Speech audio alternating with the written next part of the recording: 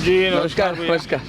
कैसे हैं प्रधानमंत्री जी? देखिए, मजदूरी कर रहे हैं। नहीं, आप इतना आजकल घूम रहे हैं और बहुत कैंपेनिंग बहुत इंटेंस है इस बार आपकी। वैसे हर चुनाव में करते हैं, कोई ज़्यादा अलग से कर रहे हैं ऐसा तो नहीं है।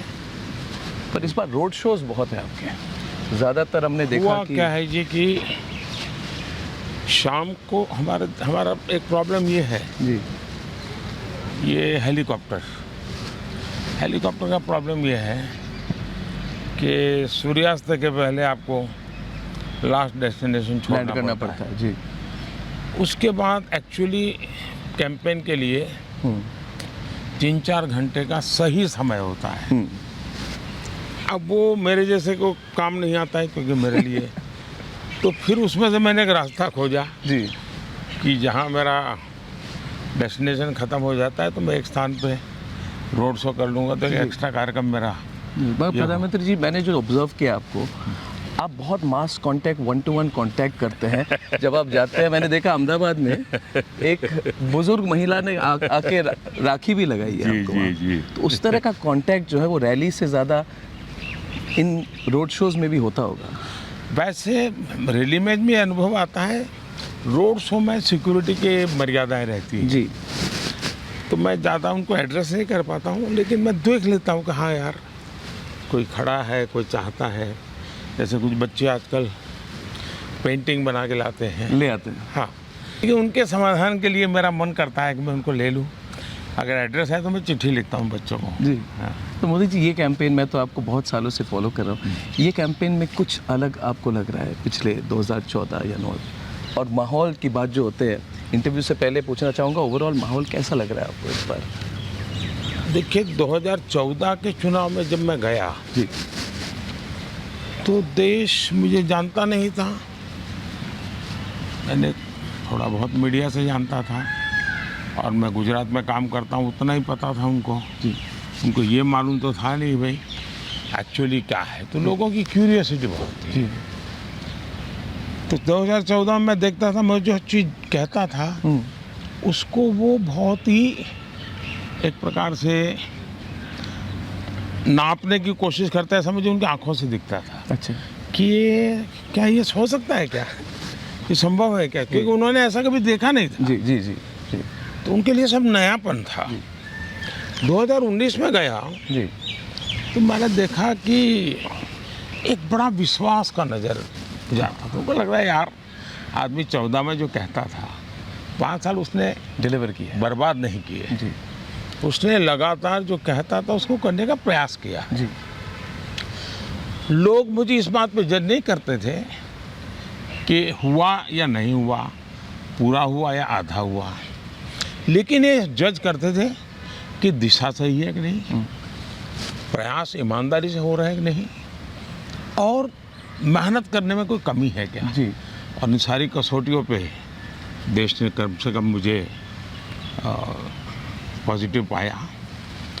19 में जब मैं गया तो ये अनुभव था। जी 24 में मैं देख रहा हूँ जी कि मेरी सफलता ही मेरे लिए चुनौती बनती जा रही है।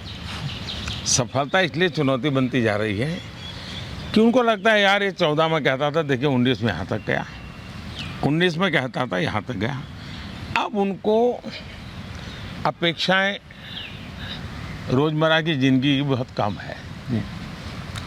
अब सामान्य हिंदुस्तानी मानता है कि हमारा देश पीछे नहीं होना चाहिए, हमारा देश अब आधुनिक होना चाहिए, हमारे देश में वैज्ञानिकता होनी चाहिए। ये सामान्य मानवीय की सोच है जी, और वो एडप्ट करता है। खास करके डिजिटल इंडिया ने जी उसको अनुभव करवाया जी जी जी कि ये सब संभव है, हम भी ये कर सकते हैं। जी सामान्य मानवीय को, वरना टेक्नोलॉजी, घर में घड़ी भी टाइम सेट करना है तो पहले सोचता था जी। कि घड़ी का टाइम सेट, तो बच्चे को बुलाता है, अरे देखो यार वो घड़ी लेट चल रही है, सेल बदलना है। तो आज ऐसा नहीं है एक। और इसलिए मैं समझता हूँ कि ये समय आकांक्षाओं का समय है जी बहुत बड़ी आकांक्षाओं का समय है, और ये आकांक्षाओं का समय है तो मेरा उत्साह भी और बढ़ गया है। मैं एक व्यक्तिगत सवाल पूछूं जी। इंटरव्यू शुरू करने से पहले?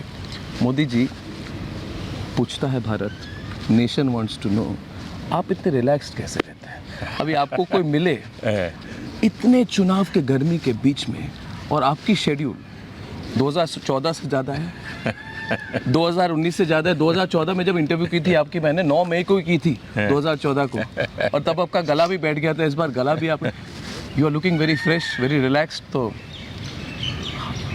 अगर टीवी पर लोग मुझे न देखते हैं और आज जिस रूप में आप मुझे देखते हैं तो मानते ही नहीं कि मैं मेहनत कर रहा हूँ। और आजकल कुछ लोग बोल भी देते हैं। लेकिन जी, शायद 2014 में और 2019 से बजाय जी, एक अलग ही माहौल है चुनाव में, और उसका एक स्वाभाविक परिणाम मेरे मन पर भी होता है। मैं भी इंसान हूँ, आखिर कोई तनाव नहीं है, तनाव नहीं, कोई इफ्स एंड बट्स नहीं है, हाँ। कोई दुविधा नहीं है। और मैं गुजरात में इतने साल रहा, लेकिन मैंने ऐसे चुनाव नहीं देखे। मैं सब चुनाव जीतता था, 2/3 बहुमत से जीतता था, लेकिन इतना, और इसलिए मैं कह रहा हूँ कि चुनाव मोदी निमित्त है जी, भारतीय जनता पार्टी की एक व्यवस्था है, लेकिन मेरे हिसाब से चुनाव देश की जनता ने अपने कंधे पर ले लिया है। और एक प्रकार से मैं जो कहता हूँ, मैं जाके कहता हूँ कि भाई मैं 2 चीज़ के लिए आया हूँ। एक, 10 साल देश को आगे बढ़ाने में आपने जो योगदान किया, तो मैं आपका धन्यवाद करता हूँ, देश आपने आगे बढ़ाया है। और दूसरा मैं कहता हूँ कि मुझे आशीर्वाद चाहिए, क्योंकि हमें अब इस गति को रुकने नहीं देना है जी, हमें इसको मेंटेन रखना है। नई ऊंचाइयों को पार करना जी, है। बिल्कुल। हमें गति भी बढ़ानी है, स्पीड भी बढ़ानी है, स्केल भी बढ़ाना है, जी। और स्कोप का जहाँ तक सवाल है, स्काई इज़ द लिमिट, जो डेफिनेशन है, जो बोला जाता है स्काई इज़ द लिमिट, मैं समझता हूँ भारत के लिए उससे भी आगे बहुत कुछ है। हाँ, बहुत बढ़िया। मोदी जी, अभी इंटरव्यू के लिए चलें? चलिए भाई। जी, बहुत अच्छा लग रहा है आपको मिलकर, और आपने रिलैक्स लग रहे हैं।